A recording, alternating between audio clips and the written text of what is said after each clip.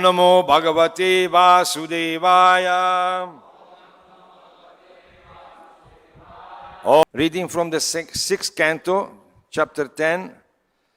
There is verse 13, 14, and 15, which have no purport. So I'll just read that. And then together we will chant the verse 16. Atendro vajram udyamya nirmitam vishva karmana mune shaktibir utsikto bhagavat techa samvita vrito deva ganair sarvair gajendro pari asobhata stuyamano muni ganais trailokyam arshayan iva. Translation by Srila Prabhupada. Thereafter, King Indra very firmly took up the thunderbolt manufactured by Vishwakarma from the bones of the Dadichi. Charged with the exalted power of the Dadichi Muni and enlightened by the power of the Supreme Personality of Godhead, Indra rode on the back of his carrier, Airavat, surrounded by all the demigods, while all the great sages offered him praise. Thus is shown very beautifully, pleasing the three worlds as he rode off to kill Vrtrasura. Text 15. Vritam apyad dravach shotrum asuranika yutapai paryastam ojasa rajan krudom rudra ivantakam. My dear King Parikshit, as Rudra, being very angry at Antaka, Yamaraj, had formerly run towards Antaka to kill him, Indra angrily and with great force attacked Vrtrasura, who was surrounded by the leaders of the demoniac armies. Tata Suranam Asurai Rana Paramadaruna Treta Mukhe Narmadayan Abhavat Pratame Yuge. Translation by His Divine Grace Srila Prabhupada. Thereafter, at the end of Satya Yuga and the beginning of Treta Yuga, a fierce battle took place between the demigods and the demons on the bank of the Narmada. Purport by His Divine Grace Srila Prabhupada. Herein, the Narmada does not mean the Narmada River in India.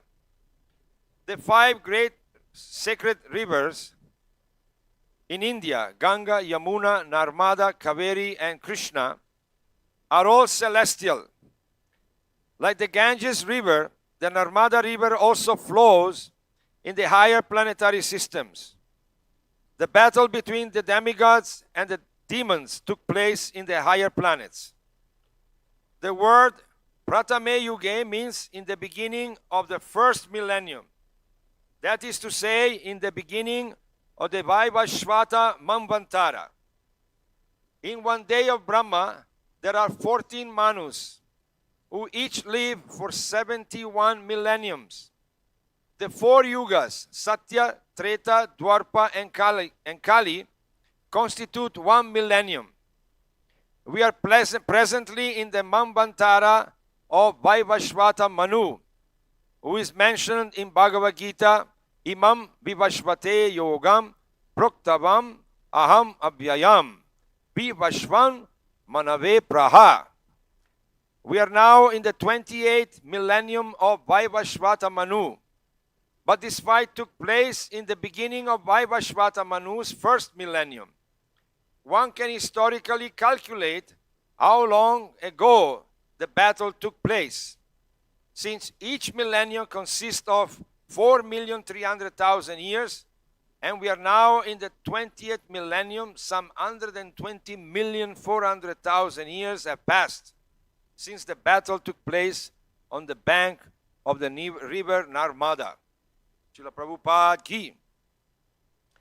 So we see fights They happen everywhere in this material world. So it's not a new thing. Everybody wants to be the Lord of all the survey. And those who are in powerful position, they want to retain that power. So whenever they feel threatened, then they fight. So this fighting spirit is going on. Here we see Indra is fighting Vrtrasura, though Vrtrasura is a demon, but we see that actually the loser in this battle was Indra.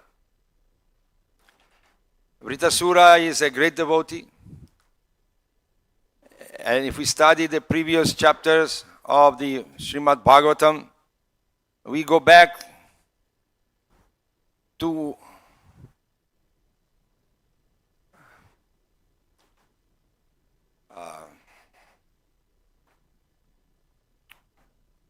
what was his name? I told you. Chitraketu, sorry. Old age. So Maharaj Chitraketu was a great devotee of the Lord, and he was a great devotee of Lord Shiva. And he had a very close relationship with Lord Shiva.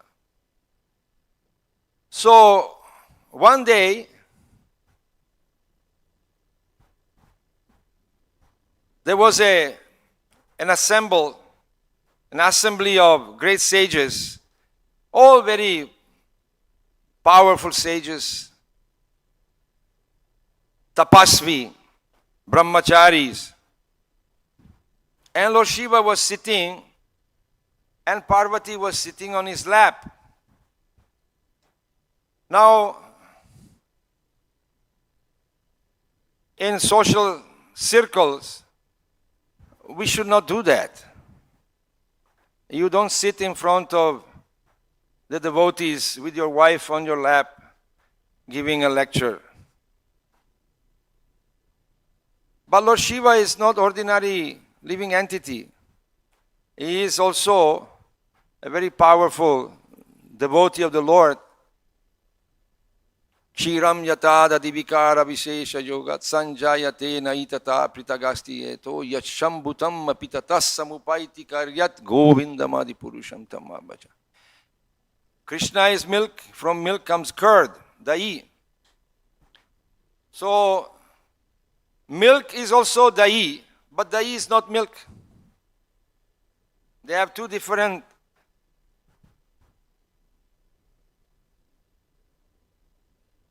usefulness. For example, if you drink too much milk, you get diarrhea. And then you take milk to cure that diarrhea. So though Lord Shiva is very powerful, still he is subordinate to Sri Krishna. So here we see that in that assembly, Parvati Devi, his wife, was sitting on his lap. So Chitraketu Maharaj, he laughed. Now that was not a laugh of jealousy or casual laugh. He knew the position of Lord Shiva. He knew who he was. And Lord Shiva is described by Srila Prabhupada. When Srila Prabhupada describes the qualities of a great soul, when it comes to the quality of Dhira,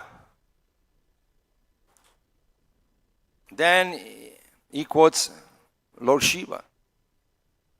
And he explains why.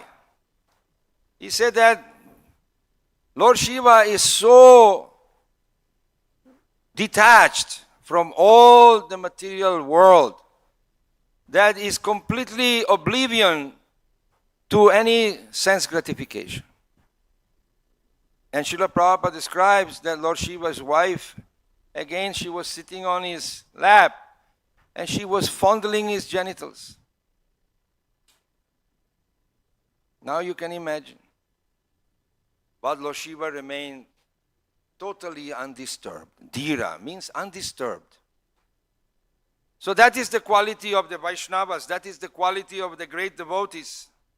And Chitraketu knew the position of Lord Shiva. He knew the greatness of the Lord. So jokingly, because he had a close relationship with him, he laughed. But Mother Parvati did not take it light. So she cursed him that you become a demon. You become a demon. And he became Vrtrasura. So demons, once you take the position of a demon, just like in Bhagavatam we see in the Mahabharata, some devotees, due to offense, they are cursed to become a man-eater, a Rakshasa. And they forget who they are. And they start grabbing people and eating them up. They don't remember who they are. As long as the curse is on them, they act in that way. By the arrangement of the modes of material nature. So here Vrtrasura, he is a demon. Though he is a devotee, but he forgot. So he was fighting. He was very powerful. He was causing disturbance. Demons, that's their nature, to cause disturbance. Hiranyakashipu, Hiranyaksha. So many demons come and go. And they cause disturbance for some time. But in the end, their nefarious activities cannot prevail. Therefore, Indra, the only way that he could kill Vrtrasura was to obtain the bones of that great Rishi, Dadichi Muni. So he approached Dadichi Muni and says, kindly, you give me your bones. What a request. I come to you, Prabhu, give me your bones. You bang me over the head.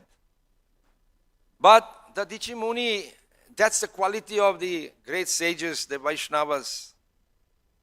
They understand the higher purpose. So, for a higher purpose, they are ready to give up anything, even their own body. And that is the position actually of the disciple. The disciple means once you accept the spiritual master, then your body is no longer yours. It belongs to the spiritual master. We have no claim on this body. This body belongs to Srila Prabhupada. And it must be served, must be utilized for the higher purpose under the instruction of His Divine Grace, Srila Prabhupada. So here we see Indradev. He wanted to kill Vrtrasura because he was a troublemaker. So he approached Dadichi Muni and said, my dear sir, kindly give me your bones. Dadichi Muni said, yes, take it. Take your my bones. And he went to a higher state of existence, a higher state of consciousness. So we should not be afraid to give up something which is temporary, like the body, for fear of losing something. We see here that Dadichi, he gave up his body, but he attained higher regions of consciousness. So he gave up his body. He said, take it. And from the bones of Dadichi, powerful bone of Dadichi, which were charged, Prabhupada explained here, those bones were charged by the power of the austerities of Dadichi Muni. Therefore, that Vajra was not an ordinary Vajra. And he fought. He fought Vrtrasura. But we see the quality of the devotee, though he had assumed the body of a demon, while he was being killed by Indra, he did not protest. He realized, what is the use? Now the Lord, I have been cursed by Mother Parvati to assume this body. Now the Lord is relieving me from this condition. So he was very happy. He did not protest. Let's have a good fight. Let's have a good fight. And if I lose, I go back to Godhead. If I win, I sit on Indra's asana. So this is the chivalrous nature of the Kshatriyas. They fight in the sporting spirit. Nowadays that sporting spirit is not there. So people fight behind your back.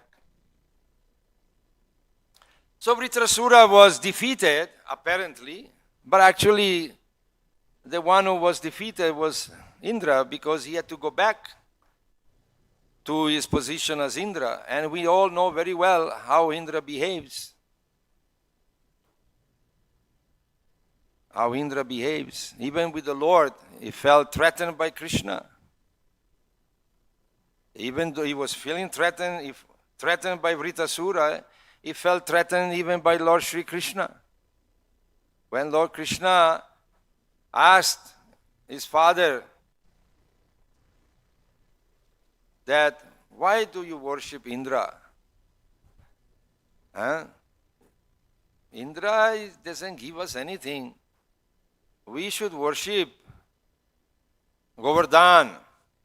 Govardhan is the source of all our needs and happiness. So there was some discussion between the inhabitants of Braja and Lord Krishna.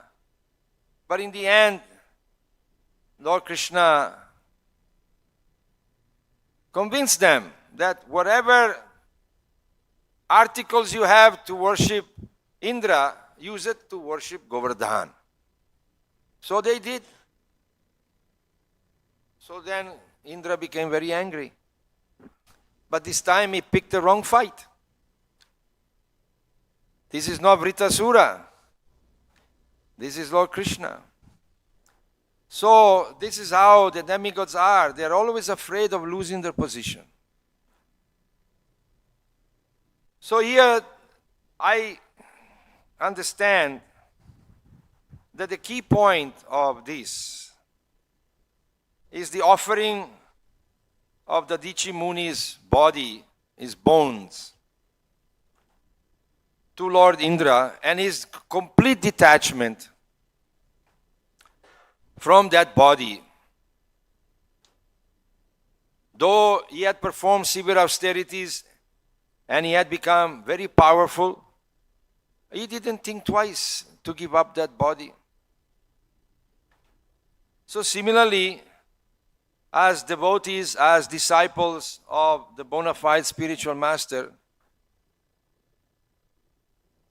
we are happy to give up our life. I was talking to Shambhu yesterday, and he was telling me how Srila Prabhupada blessed his devotees that you have given your youth to Krishna. You have offered your youth to Krishna. Now the youthful appearance in life, that youthful period between 16 and 30, it's very crucial for enjoyment. It's a mature time. The energies are very full.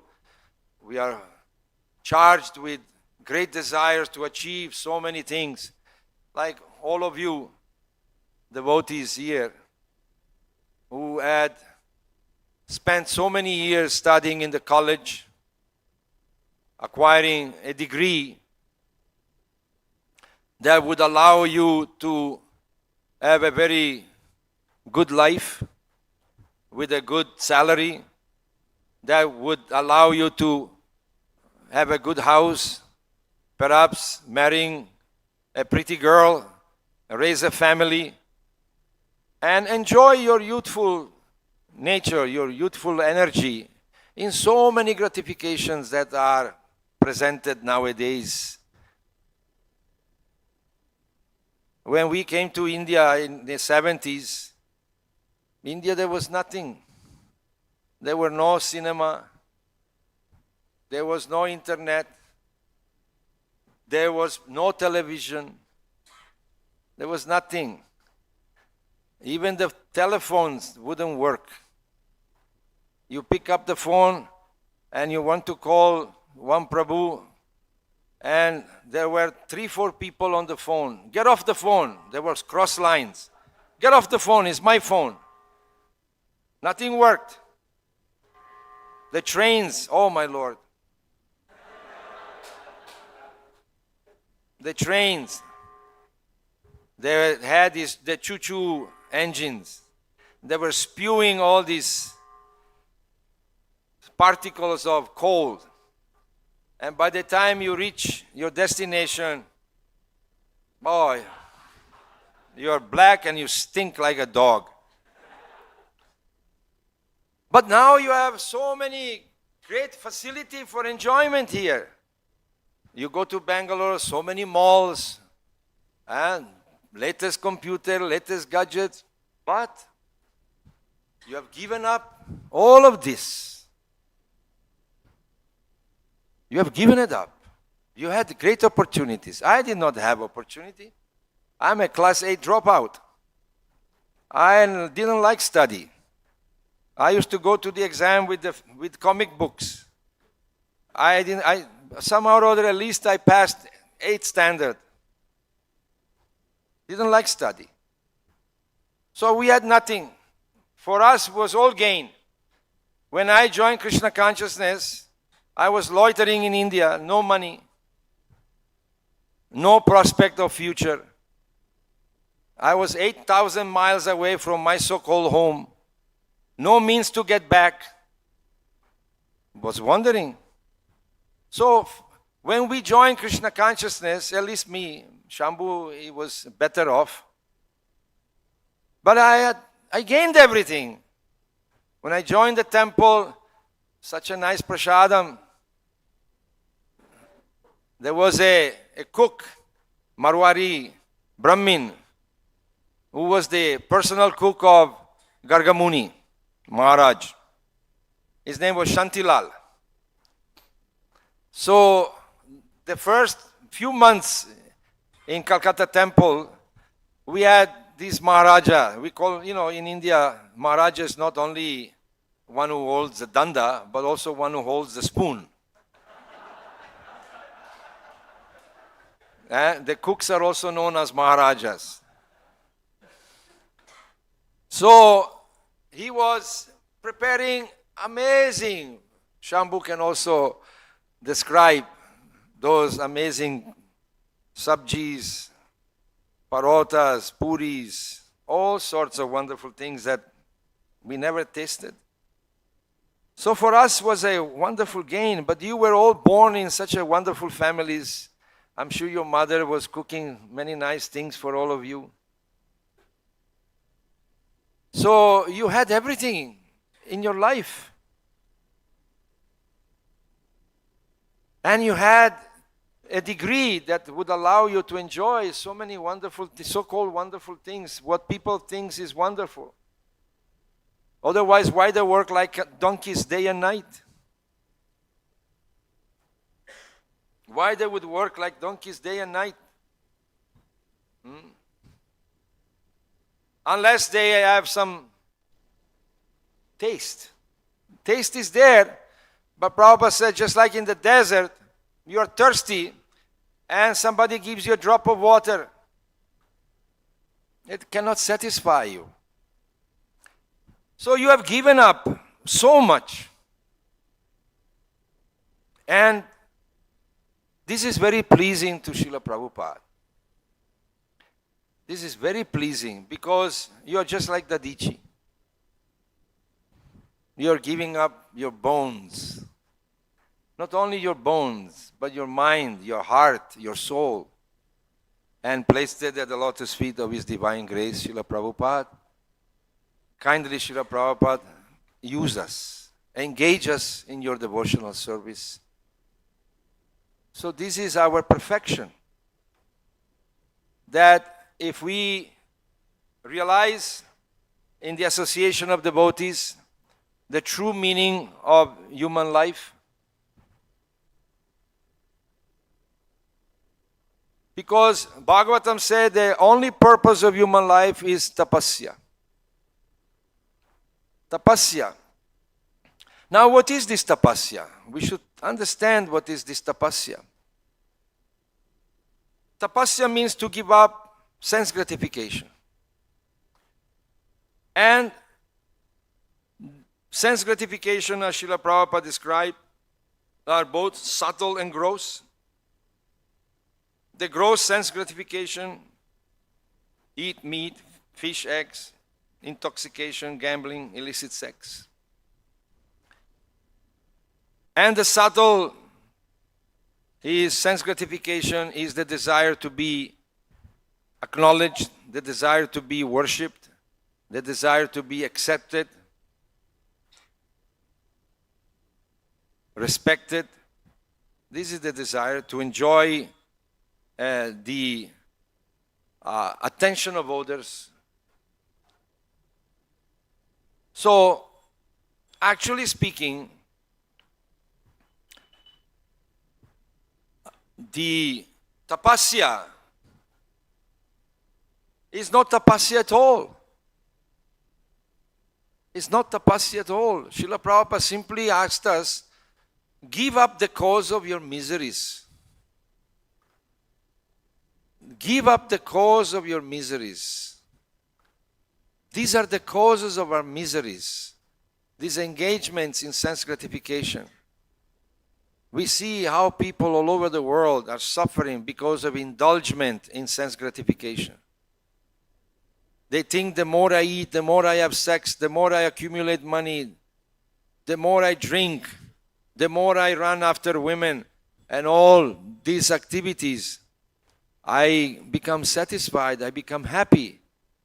So during the day, they work very, very hard.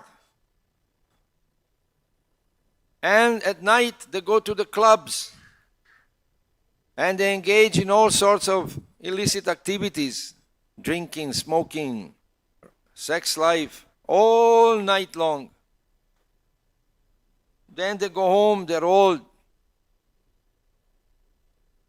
exhausted, they sleep a little bit, and then again start all over. Because to enjoy sense gratification, you need money. Without money, nobody cares. You may be a most beautiful man in the world, but if you have money, if you don't have money, women will not even look at you. But if you are an old man, and if you have money, they'll marry you immediately. Oh yes, they won't think twice. Because they marry your pocket. They tolerate you. They tolerate a stinky old man. But they marry your money. So this is the material world. Everybody wants to enjoy. So Vrtrasura wants to enjoy. Indra wants to enjoy. Hiranyakashipu wanted to enjoy. Hiranyaksha, how many of them? So many demons came and went. And then modern demons, Julius Caesar, Napoleon, Hitler, Mussolini, they all wanted to enjoy. We are here to stay. Siddhoham, what is that shloka? Ishvaroham, aham bogi, Siddhoham, Balavatsuki, Bhagavad Gita, describing the qualities of the demon. Ishvaroham, I am in charge. I am the Lord of all I survey. Aham bhogi, I am the enjoyer. Siddhoham, I am perfect, I am rich. Balavat sukhi, by my strength I enjoy. He is my enemy, and I've killed him. He is also my enemy. I'll take care of him later. This is going on. And these fights, now these demons in the past, we are talking here of 120 million years ago. The quality of the devas and the quality of the asuras also was different. We see how here, Vrtrasura, Hiranyakashipu, what power they had. Nowadays we are all little ants compared to.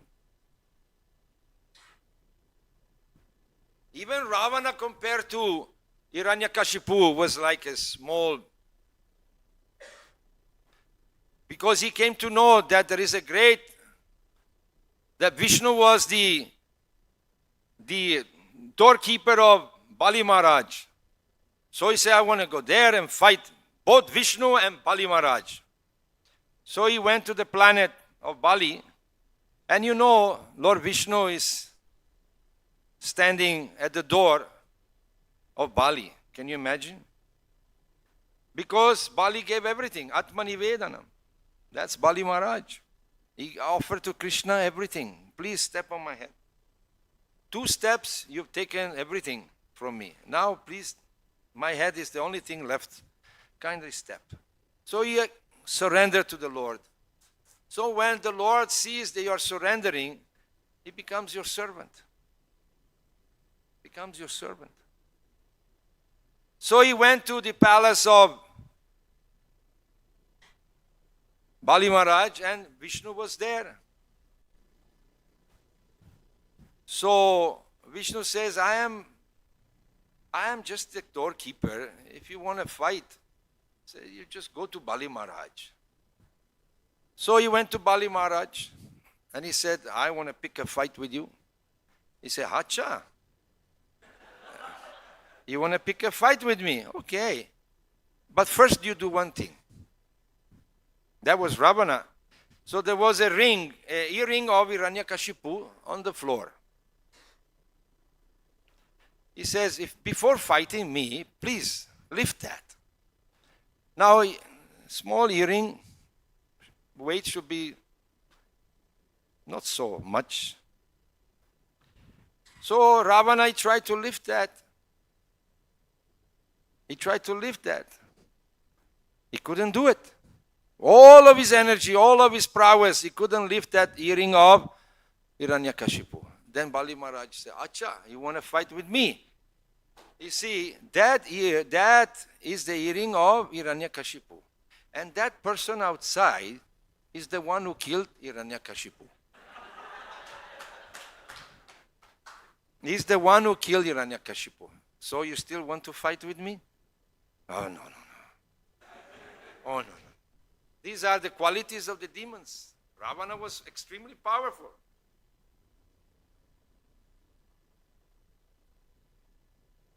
Hiranyakashipu, as we see from the story, how powerful was he? If he wanted the sun to rise at 10 o'clock, he would tell the sun, Surya, you rise at 10 o'clock. He had total power over the devas. They were all begging like little puppets in front of the puppies. Oh, Hiranyakashipu. There is that movie in Telugu, Prahlad, beautiful movie. And how Hiranyakashipu, all the devas and all the Brahmins there, you chant the mantras and you name Vishnu in his different avatars, and they will say, Hiranya, Hiranya, Hiranya Namaha, Hiranya Namaha. So that's how, nowadays, what are these demons? Now we're all, the greatest demons are usually just like we were discussing before, the Napoleons, the Hitlers, the Mussolini, Julius Caesar, all these people, they came within a few years, they were defeated, gone, finished. destroyed by time. So this demoniac nature of wanting to enjoy the material world is everywhere. Brahma Bhuvana Loka Purana Vartino Arjuna, from Brahma Loka down, everybody wants to have some, like in the West they say, a piece of the pie. A little piece. We want to have some enjoyment. But the nature of this material world is that nobody can enjoy. Bhoktaram Jagyatapasam Sarvaloka Maheshwaram Suridam Sarvabhutanam Yatvamam Shanti Richati. Ultimately, everybody wants what? Peace. We always talk of peace. After all, why we work so hard? We want some peace, sense gratification. We think that if we have a nice house, if I have a nice family, if I have a good situation, a good bank account, I will be peaceful. My wife is there, my children are there. This is the illusion. Edana jovana putra parijana ite kiyache paratitire kamala dhala jala jivana talamala. But there cannot be peace in the material world because, as described by Govinda Datta, that our existence in this material world, no matter how great we are, how powerful we are, how intelligent we are, how wealthy we are, is just like the little drop of water in the lotus leaf. It looks very solid, but a little movement and slides away. Kamala dala jala jivana talamala. That is our position. And we see, where are all these great personalities? Where are they now? They came, they conquered. Where are they gone? Lost in the pages of history. Lost in the pages of history.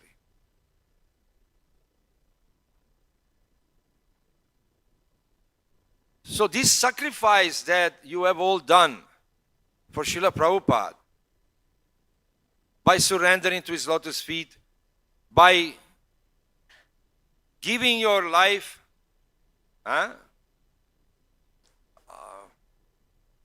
pranay, artair, diya vacha. There are 4 ways we can serve the Lord. Pranay, with our life. Artai, with our money. Diya, with our intelligence. And vacha, with our speech. We can. So if you give your life, then everything else follows. But some people think, oh, why should I give my life? I have wife, I have children. Okay, give your artai. That's why we see all the brahmacharis here. They go door to door. Give me some artai for Krishna. So in India, we know they are very cultured people. Indians are very cultured. Actually, in this world, the only place where there is some culture is Bharatvarsha, India. And it is a fact. Prabhupada taught us that he wanted all of his disciples to spend at least 2-3 years in India so that they could absorb some of the culture that is still available. Even at that time was even more strong. Now again it's becoming watered down day by day with the advent of all these demoniac gadgets. But at that time when we first came to India, India was a different place. You never saw women in tight pants or mini skirts, loose hair, smoking cigarettes. Now it's very common. So the culture. So Prabhupada, he established the life membership program, and the members would invite us to their place, to their house, and we had kirtans, and they would serve prasadam, and we do observe. Observation is very important, to observe things as they are. And we would observe how the father and the mother, wife, and how they would relate to each other, how the children, though they were father might have been 70 years old, but the son might have been 60 or 50 or 48. Still, the son would come, touch the father's feet. Wife was always very respectful to the husband. Children were respectful. There was a cultural life. So, Srila Prabhupada wanted us to come and learn all this. And I can say by Krishna's grace, spending 50 years here in India, I have absorbed something. And that's Prabhupada's grace. Because I have seen also that generally devotees from the West, when they join, they bring their culture with them. They have no understanding of what Vedic culture is. So the devotees here in India, all of you who have given up your life, that is pranay, artay, if you cannot serve Krishna, and Krishna also in Bhagavad Gita told Arjuna, if a person cannot give up his life for me, if he thinks he's a great personality, then let him give the fruits of his work. If he cannot give the fruits of his work, let him develop or culture knowledge. So diya, pranay, artay, if a person has no money, but if he's a buddhiman, intelligent man, then he can give his intelligence. But even if a person is a buddhu, who has no brain, no intelligence, then Krishna says, vacha. Vacha means whatever you hear from your spiritual master. We are not great jnanis, we are not great yogis, but we like and love to hear from Srila Prabhupada. So, we are not very wealthy persons, but if we can simply speak what we hear from Srila Prabhupada, then we perfect our life and we perfect the lives of others. Because this sound vibration of the Shastra, the sound vibration that we receive from Srila Prabhupada through his books, through his lectures, and even through his devotees. I may be speaking now, but as long as I am faithful to the teaching of Srila Prabhupada, I am just like a microphone. Prabhupada is speaking through us to whoever we meet. Therefore, Sri Chaitanya Mahaprabhu said, Jare deko tae kao Krishna upadesh. Amara gyaya guru hoy. You become guru. That is guru.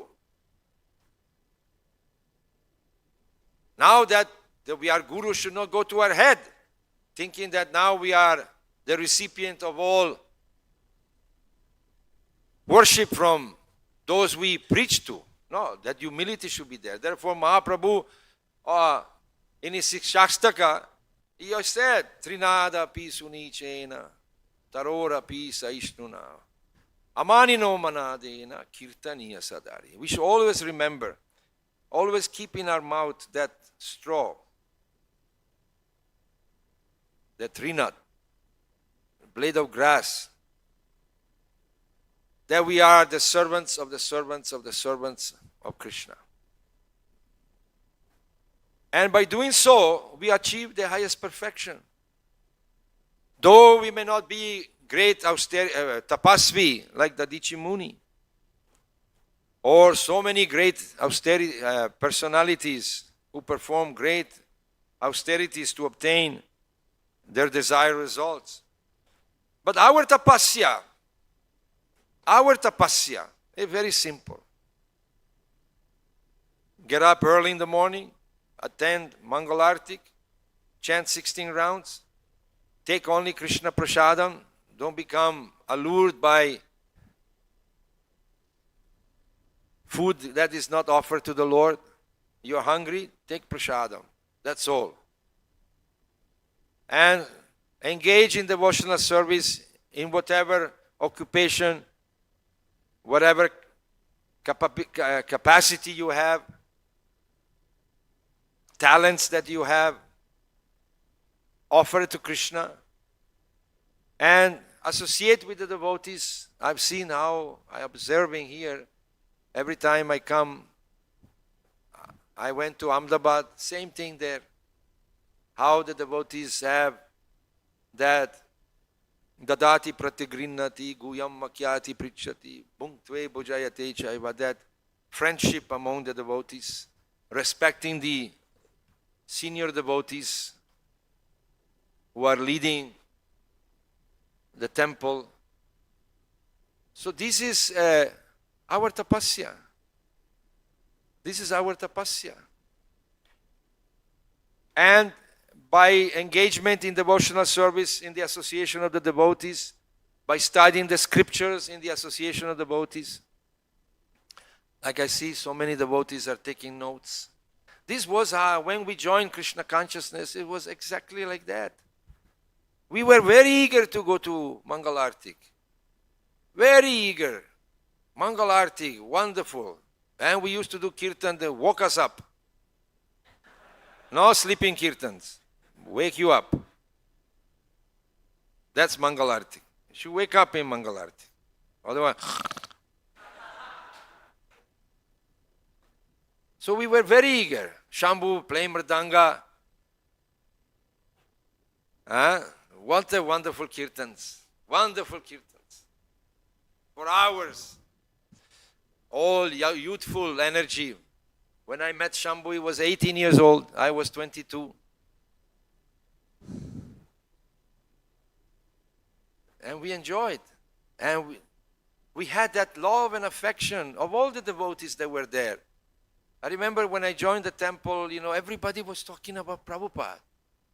They were not talking about Krishna. They were talking about Prabhupada. Oh, Prabhupada said this. Oh, Prabhupada said that. Oh, Prabhupada did that. Oh, Prabhupada did that. Prabhu, don't do that. Prabhupada didn't like.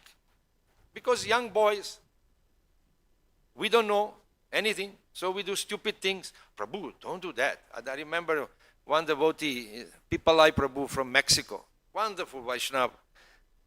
I chastise me left and right. Don't do this, don't do that.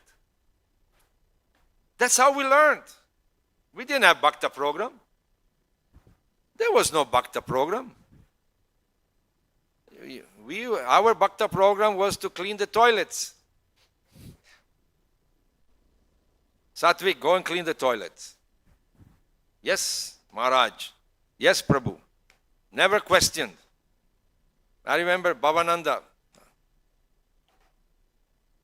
He used to chastise me all the time. On the boat, we had this boat program on the Ganges.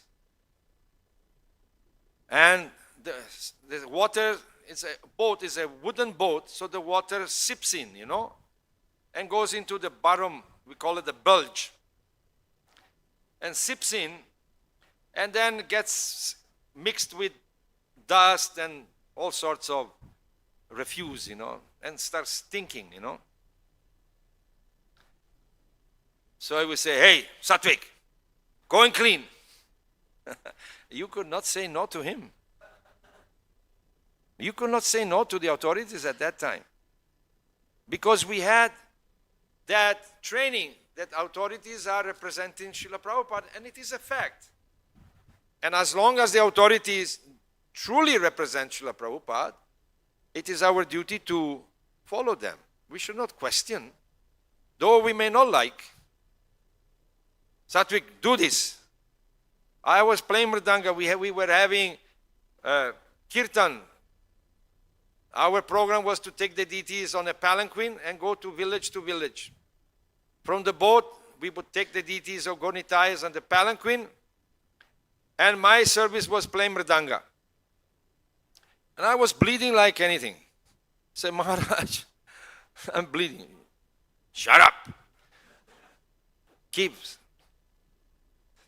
So he would give me all sorts of these unlikable, so-called unlikable. Actually, all services are transcendental. We cannot differentiate between a pujari who is worshipping the deities and a devotee who is cleaning the toilet in the temple. We should not differentiate. We should not think I'm a pujari, I'm very dear to Krishna. Oh, he's washing the toilet. No, that's an offense. So, and then another service that he would give me was to, when the boat was going upstream from the Ganga, there was no wind, so we had a sailboat. And the only way was to tie a rope on the mast of the boat, long rope, and at the end of the rope there was a stick that you would put under your arm and pull the boat. So I became the donkey, and because I was a young boy, and I served in the Goshala for almost a year.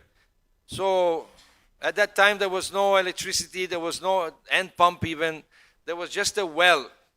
And every day at least 100 buckets of water I would pull up to wash the Goshala, to feed the cows. So, and we would eat nice khichdi. So after 1 year, I became like a Chota Dara Singh. So Bhavananda said, hey Sattvik, go.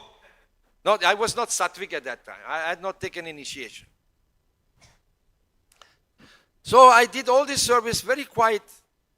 But then I realized the fruit of that service, of that submissiveness.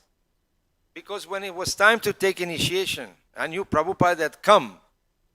Prabhupada came in January, and I knew he was coming, and I knew that he was giving initiation. I went to Bhavananda Maharaj at that time. I said, Maharaj, can I take initiation? He said, yeah, yes, you go and sit. So as I did not complain, he noted that. So Krishna notes our surrender. Don't think that he doesn't note. He notes everything about us. There's a very nice story that was related to me by, he told me it's a real story, but it's still a very illustrative story about the mercy of the Lord and our submissiveness. It's a very close friend of mine, a Bengali gentleman, very intelligent. He used to work for Goodyear in United States. Bengali Badrolok, we say. So he told me, Sattvik, he said, there was a British administrator in Lucknow. This is, he says, a real story, but it doesn't matter. So he said, there was this administrator in Lucknow. Every day he would come out of his bungalow, and at the gate there was this, this sepoy, Indian sepoy, this, yes sir. His business was only this. As he came out of his bungalow, through the gate, on his horse, that guard would say, good morning, sir. That's it. For years and years and years. And apparently, he didn't even look at him. But then there was the mutiny. You remember, the Lucknow mutiny. And all the leaders of the mutiny were rounded up. They were all arrested. And he was appointed as the magistrate to judge the different culprits who were involved in that mutiny. So they presented this gentleman who was always saying, good morning, sir. They presented him as the ringleader.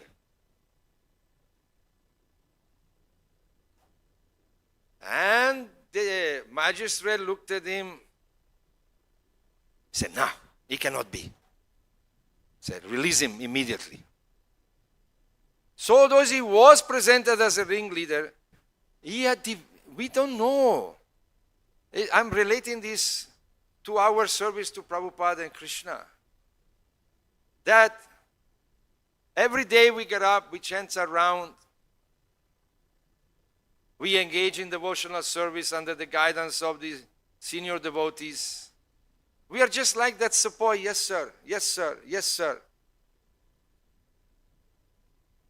But Krishna takes notice.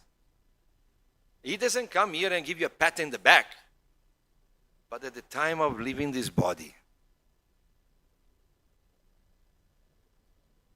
He will grab us by the sikha and take us back home, back to God.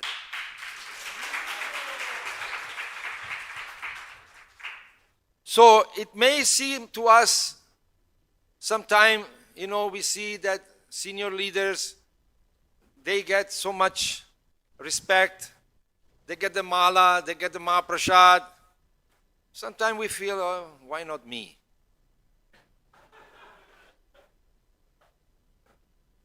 Huh? I should be like that. No.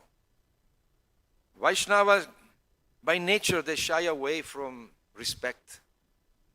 They shy away from all that. We see in the life history of Srila Gaura Das Babaji that they were coming around. He was wearing the small loincloth, and people were giving so much respect. They were seeking his association. Then he asked, you please go and buy me a nice dhoti. So they went from Shantipur. They bought one of those first-class dhotis. So he said, like that, now people will think I am a badrolok, a businessman, so they will not bother me. So naturally they shy away. They don't want. They see that as a disturbance.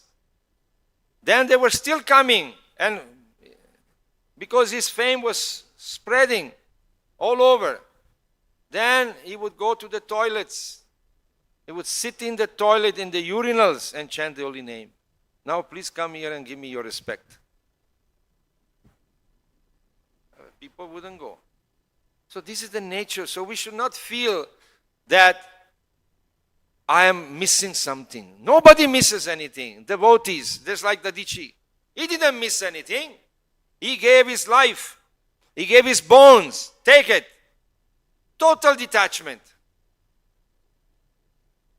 So similarly, if we engage our body, our mind, our resources, our intelligence, our words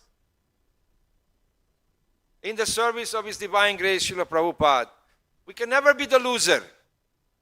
No matter whether you are a simple brahmachari that nobody looks at you. But Krishna sees. Krishna sees. He is in the heart of every living being. From Him come knowledge, remembrance, forgetfulness. Everything is there. And Krishna will give us all that is auspicious, all that is beneficial for our advancement and progress on our journey back home, back to Godhead. So this is what is wanted. So though Vrtrasura was a demon by the curse of Parvati Devi, in the end he was the benefactor, he was the beneficiary of the mercy of the Lord, and though he gave up his demoniac body and became liberated by the grace of Krishna. So we have to remain utsahan nishcharyat daryat tat tat karma pravartana. Ushcharyam. Enthusiasm, patience, perseverance, tolerance. These are the qualities that we must acquire when we engage in the service of the Lord. And gradually, as time go by, I was just discussing with Shambhu Prabhu that it was just yesterday that we were your age or younger. Now, 71, Time flies, actually flies. And looking back, we are very glad at least we have given the best years of our life to His divine grace. So that maybe when the trial comes and the magistrate will look at us and he say, no, he's a good boy.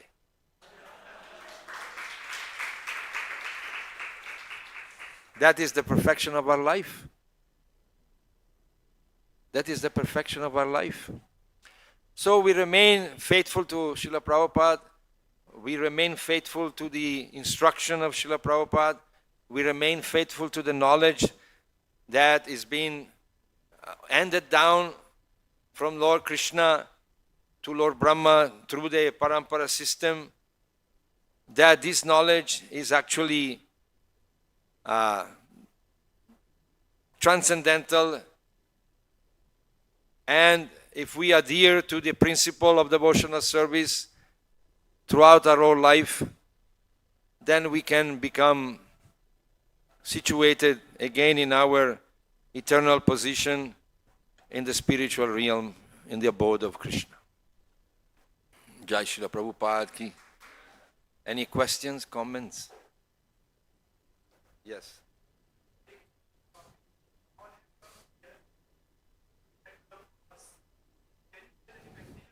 What is that belongs to you? You have this body. This body is the closest thing that you possess. Does it belong to you? Then why you are afraid of losing something that is separate from your body? If that body doesn't belong to you, how anything else belongs to you? Tell me. You cannot claim this body. Can anybody claim this is my property? We cannot. Because we are rented in this body. This is a rental system. At the moment of birth, we enter the body, at the moment of conception, and then when the rent expires, we are kicked out. Chalo. Next body. So we have to give up this body. You cannot take anything with you. Can you take a paisa with you? So you are claiming something. All right, you claim something. So though a devotee, though he may have possessions, but he doesn't see them as his possession. He doesn't see them as his property. It is not that the devotee is callous and careless. Just like you have certain things, you have maybe a phone or you have a laptop, you don't just leave it around. You take care of it. Why? Because it's important for your service to Krishna. You have children, you have wife, whatever possession comes on its own accord. So that possession you recognize, a devotee recognize that this is not mine, it belongs to the Lord. I am a caretaker. So with that mentality, he accepts whatever possession he is being given by the arrangement of providence. But he's not attached. Suppose when things are taken away, Prabhupada gives the example of the man who is sitting in the car with his friend. The car is having an accident. The man who owns the car, he suffers. But the man who is just a passenger, he just walks out. He doesn't feel anything. Because he has no feeling of possessiveness towards that object. So, pain, sorrow, lamentation, they're all connected to the false feeling of possessiveness. Aham mameti. Janasya mohoyam aham mameti. This is mine. This is mine. I am this. I am that. So we may have possessions, but the devotees are not attached to it. They are attached to Krishna. Any other questions?